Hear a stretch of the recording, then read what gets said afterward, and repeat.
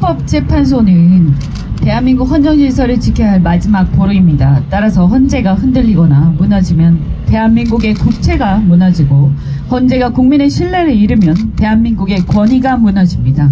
그러니 헌법재판관이 정무적 판단을 하거나 진영 논리에 빠지는 순간 우리 대한민국은 망하는 것입니다. 만에 하나라도 특정 헌법재판관이 특정 정치 성향이나 진영 논리에 빠지고 싶다면 윤석열 탄핵을 끝낸 뒤 헌재를 나와서 정치적 활동을 얼마든지 하시기 바랍니다.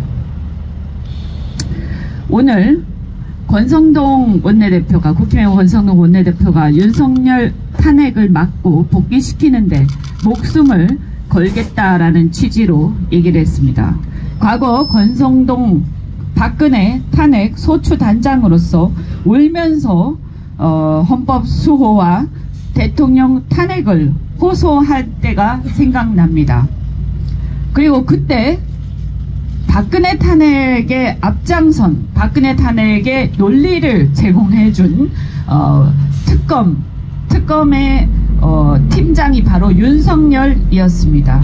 이제 그런 윤석열을 살리는데 목숨을 걸다니 보수 괴멸과 보수의 극우화의 천병답습니다.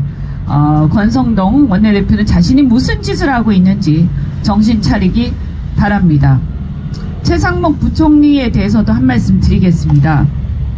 최상목 부총리, 경제 안정을 위해 애써야 할 경제부총리가 알고 보니까 입으로만 안정을 외치고 뒤로는 환율 급등, 외환 위기에 베팅하고 있었습니다. 대한민국 경제 사령탑이 대한민국 경제 망해라 라고 베팅을 했음이 드러났습니다.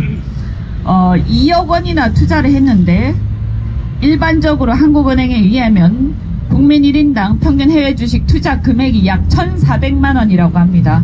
이것을 감안하면 매우 큰 규모입니다. 어떻게 이런 고위공직자가 이 정도 외화 자산을 안정적으로 보유할 수 있었겠습니까? 그리고 최 부총리는 인사청문회에서 문제가 되니까 팔았는데, 판 것으로 나와 있는데 팔고 다시 산 것인지, 그러면 언제 샀는지, 아니면 혹시 처음부터 팔지 않고서 전 재산 공개를 허위로 작성한 게 아닌지, 어떤 경우든 최 부총리는 국민을 기만한 것이므로 처벌을 받아야 합니다.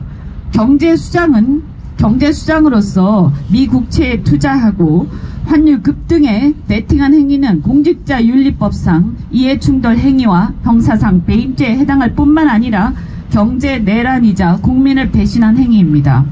경제부총리는 외환시장 관리, 외환 보유고, 대미 금융정책 등을 총괄하는 고위정책 결정자입니다. 자칫정책 실패가 개인 수익으로 이어지는 구조, 즉 국민경제가 망가질수록 본인은 이득을 얻는 공적 실패가 사익으로 전환될 수 있는 구조입니다. 최 부총리는 청문회 당시 이미 그 문제점을 충분히 인식하고 있었으므로 형사상 배임죄에 해당된다고 생각합니다.